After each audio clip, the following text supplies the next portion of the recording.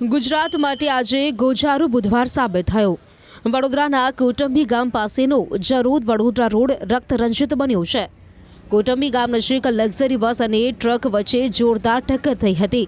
વહેલી સવારે ટ્રકના પાછળના ભાગે ખાનગી લક્ઝરી બસ અથડાતા પ્રવાસીઓની ચીચિયારીથી હાઈવે ગુંજી ઉઠ્યું હતું। આ દુર્ઘટનામાં 5થી વધુ લોકોના મૃત્યુ નિપજ્યા છે, જ્યારે 25થી વધુ લોકો ગંભીર રીતે ઇજાગ્રસ્ત થયા હતા। મહત્વનું છે કે આ ટક્કર એટલી ભયાનક હતી કે બસનું પતરું ચીરાઈ ગયું હતું, જ્યારે ટ્રકમાં પડેલો સામાન પણ રસ્તા પર વેરવિખેર થઈને ઉડ્યો હતો। આ ઘટના અંગેની જાણ થતાં જ સ્થાનિક પોલીસનો કાફલો, એનડીઆરએફની ટીમ તથા ફાયર બ્રિગેડના જવાનો યુદ્ધના ધોરણે ઘટનાસ્થળ પર દોડી આવ્યા હતા અને બસના પતરા ચીરીને મુસાફરોને બહાર કાઢ્યા હતા। સમગ્ર મામલે હાલ ઇજાગ્રસ્તોને નજીકની હોસ્પિટલમાં સારવાર અર્થે ખસેડવામાં આવ્યા છે। તો દુર્ઘટના અંગેની જાણકારી મળતા જ મેયર ગીતાબેન મકવાણા તાત્કાલિક હોસ્પિટલ પહોંચ્યા હતા અને ઇજાગ્રસ્તોના હાલચાલ પૂછ્યા હતા। પ્રાથમિક જાણકારી પ્રમાણે ખાનગી લક્ઝરી બસ રાજસ્થાનથી સુરત તરફ જઈ રહી હતી, ત્યારે આ અકસ્માત સર્જાયો હતો। ફાયર કંટ્રોલમાં કોલ મળ્યો હતો। 4:30ની આજુબાજુ અમારી વડોદરા ફાયર બ્રિગેડ ERCની ટીમ આવેલ હતી। સેકન્ડ ટર્નઆઉટમાં 5 વાગ્યાની આજુબાજુ ફાયર બ્રિગેડ ટીમ આવેલ હતી। અહીંયા આવીને અમે જોયું તો ઓછામાં ઓછા વડોદરા ફાયર બ્રિગેડ, એનડીઆરએફની ટીમ, વડોદરા ફાયર બ્રિગેડની ટીમ, એની સાથે અમે ઓછામાં ઓછી આશરે 25 જણને રેસ્ક્યુ કરેલ છે। અમે રાજસ્થાનથી સુરત જતા હતા। ખબર નહીં, બસમાં બેઠા હતા, હામી બસ દેખાઈ ગઈ। साइड में डैम पर खड़ा था, जैसे वो नींद में क्या था मालूम, नींद थी इसकी क्या मालूम, मतलब जैसे वो आया ना सीधे सामने आके पीट दिया।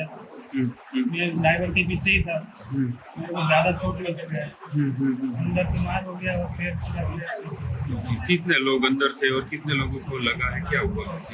ड्राइवर बोल रहा है, कोई बोल रहा नहीं है ड्राइवर मर गया, छोटे छोटे 2 बच्चे भी आगे थे, वो भी मर गए, और बाकी के लोग के हाथ वगैरह कट गया है, बाकी का सब लोग घायल। गाड़ी का करंट मारा है। बाकी અત્યારે જ્યારે સવારમાં મને જાણ થઈ કે એક ભયાનક કૌટુંબિક ખાતે એક્સિડન્ટ થયું છે અને એ લોકોને સારવાર માટે સયાજી હોસ્પિટલમાં લાવવામાં આવ્યા છે, તો હું અહીંયા જ એ લોકોને જોવા માટે આવી છું। તો એ લોકોને અત્યારે ઇમરજન્સીમાં ટ્રીટમેન્ટ ચાલી રહી છે અને 6 લોકો ત્યાં ઘટના સ્થળે જ મૃત્યુ પામ્યા હતા અને એક જણનું અહીંયા હોસ્પિટલમાં આવ્યા પછી મૃત્યુ થયું છે। અત્યારે પૂરી ટીમ, એસએજીની પૂરી ટીમ ડૉક્ટરોની સારવાર માટે ઊભી રહી છે। વહેલી સવારે પરોઢીએ કોટંબી હાઈવે પર કંઈ એક્સિડન્ટ થયેલ છે। એક પેસેન્જર બસ, સ્લીપર કોચ અને એક સ્ટેશનરી ટ્રક સાથે અમને મળેલ માહિતી મુજબ, અને આશરે 28 જેટલા ઘવાયેલ વ્યક્તિઓ અહીં લાવવામાં આવેલા, જેમાંના 3 મૃત હતા, 3 અત્રે આવ્યા પછી મૃત્યુ પામ્યા છે અને એક દર્દી સિરિયસ છે। સંપૂર્ણપણે તૈયારી થઈ છે। સવારે પદાધિકારીઓ પણ આવીને ગયા છે। એસએસજી હોસ્પિટલે ટ્રોમાના માસ કેઝ્યુઅલ્ટીના કેસીસ જે રીતે રિસીવ કરવા જોઈએ પ્રોટોકોલ પ્રમાણે રિસીવ થયા છે।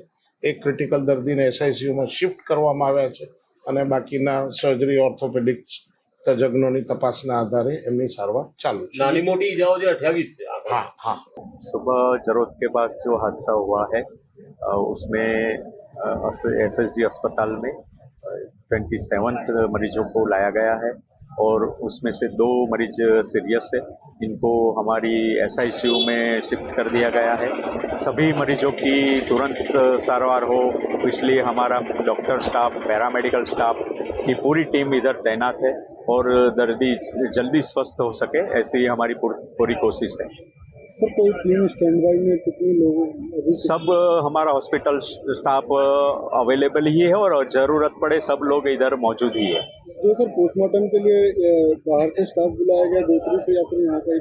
नहीं, हमारा सफिशिएंट स्टाफ इधर पोस्टमार्टम रूम में अवेलेबल है और हमारा 6 जो मृतदेह पाया गया है उनका पोस्टमार्टम जल्दी हो, ऐसी हम कार्यवाही करते हैं। પોલીસ એક બોડી અંદર ઇમરજન્સીમાં મૂકી ગઈ અને બાકીની 5 અમારે MLO રૂમમાં આવી, એટલે સિસ્ટરને એવું લાગ્યું કે આ એક્સ્ટ્રા બોડી છે, એટલે સિસ્ટરના કહેવા પ્રમાણે અને અમારા જ રેકોર્ડ પ્રમાણે 6 ઓલરેડી હતી અને એક પેલી બોડી એડ થઈ, એટલે અમારે ભૂલ થઈ ગઈ હતી કે 7 થઈ, પણ 6 જ બોડી છે.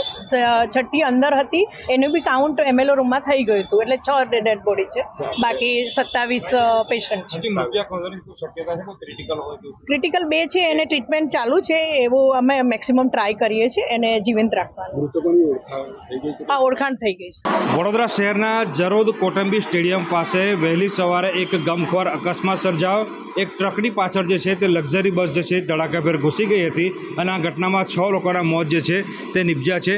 સમગ્ર મામલાની જો વાત કરવામાં આવે તો જે રાત્રે જે છે એક બસ છે રાજસ્થાનના બાંસવાડાથી મુસાફરો ભરીને નીકળી હતી અને બાલાજી ટ્રાવેલ્સની બસ હતી.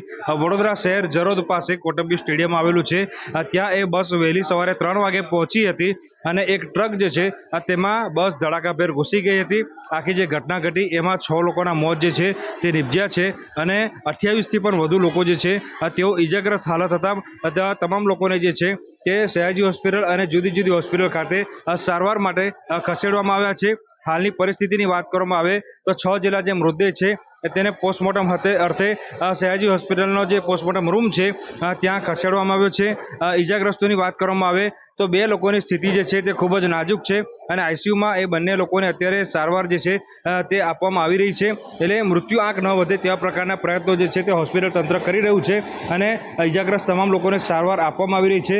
જો મૃતકોની વાત કરવામાં આવે તો એક નાનું બાળક જે છે કે જેને પોતાનો જીવ ગુમાવ્યો છે. આ જે ઘટના ઘટી તેના કારણે જે રાજકીય અગ્રણીઓ છે તેઓ હોસ્પિટલ ખાતે પહોંચ્યા હતા અને સ્થિતિનો તાગ જે છે તે મેળવ્યો હતો. મેં કીધું પ્રમાણે કે જ્યારે અકસ્માત થયો સ્થળ પર ત્યારે પરિસ્થિતિ ખૂબ જ ગંભીર હતી. એનડીઆરએફ, એસડીઆરએફ અને ફાયર બ્રિગેડની ટીમ જે છે સ્થળ પર પહોંચી હતી અને રેસ્ક્યુની કામગીરી જે છે તે કરી હતી. અને અત્યારની પરિસ્થિતિની વાત કરવામાં આવે તો ત્યાંથી જે વાહનો છે તે દૂર કરવામાં આવ્યા છે, ટ્રાફિક હળવો કરવામાં આવ્યો છે અને અત્યારે સયાજી હોસ્પિટલમાં તમામ જે ઇજાગ્રસ્તો છે તેમને સારવાર આપવામાં આવી રહી છે. હાર્દિક દીક્ષિત, ન્યૂઝ 18 ગુજરાતી, વડોદરા.